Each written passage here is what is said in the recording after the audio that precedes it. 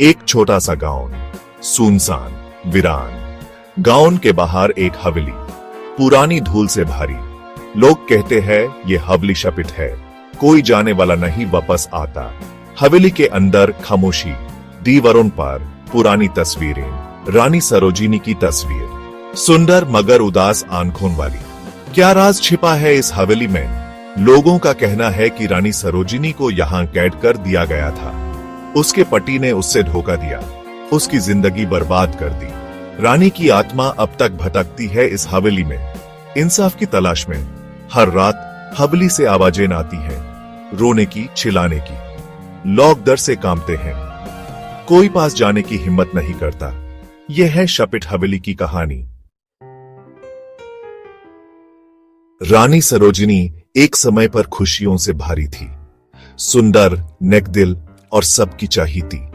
लेकिन उसकी जिंदगी बदल गई जब उसने ठाकुर विक्रम सिंह से शादी की। विक्रम एक लालची और बेरहम आदमी था।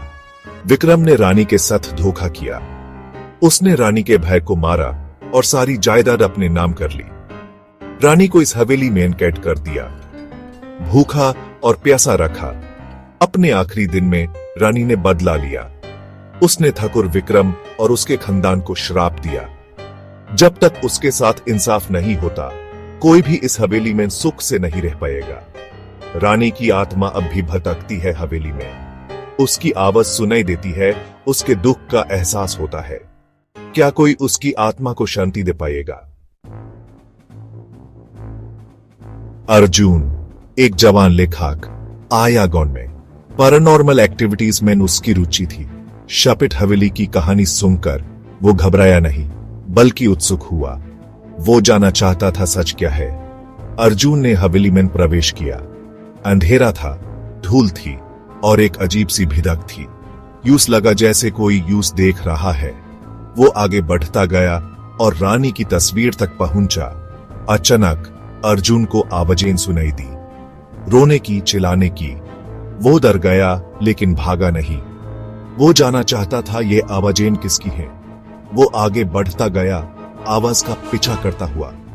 एक कमरे में अर्जुन ने एक रोशनी देखी। वो कमरे में गया। वाह, रानी की आत्मा थी। वो अर्जुन को देख रही थी, आंखों में दर्द और गुस्सा लिए। अर्जुन डर गया, लेकिन फिर हिम्मत जुटाई। उसने रानी की आत्मा से बात की, उसकी कहानी सुनी।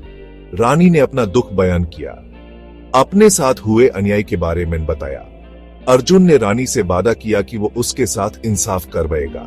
वो ठाकुर विक्रम के खानदान के पास गया, उन्हें रानी की कहानी सुनाई, उन्हें अपने पूर्वज के गुनाहों का एहसास कराया। ठाकुर विक्रम के वंशज शर्मिंदा हुए।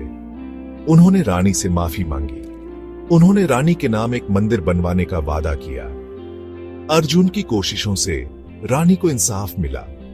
जैसे ही ठाकुर विक्रम के वंशजों ने रानी से माफी मांगी, हवेली में एक रोशनी फैली। रानी की आत्मा प्रकट हुई। उसके चेहरे पर सुकून था। उसने अर्जुन को धन्यवाद दिया और गायब हो गई। रानी की आत्मा को शांति मिल गई। शापित हवेली का श्राप टूट गया।